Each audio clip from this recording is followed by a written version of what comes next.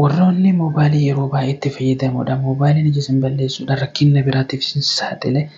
Turtiin keessan haga dhumaatti barnoota kiyya na waliin hordofuudhaan na waliin akka jiraattan isin isin affeera gamanumaan gara barumsaatti isin deebisa. Jalqaba pileestorii keenya irra ni seenna. Bakka pileestorii keenya irratti sirchi booksii kana irratti obboleewwan kiyyaa naayit iskiriin jettaniitii barreessitu obboleewwan kiyyaa akkuma asitti agartan gubbaarra jira seerchi godha. Akkuma asitti agartan appilikeeshiniin kana fakkaata inistaal godhaa jechuudha obboleewwan kiyyaa. Inistaal ta'eera open jedhaan jechuudha obboleewwan. Permishinii keessaa nu kenninaan fi asitti appilikeeshinicha keenya bira deemna.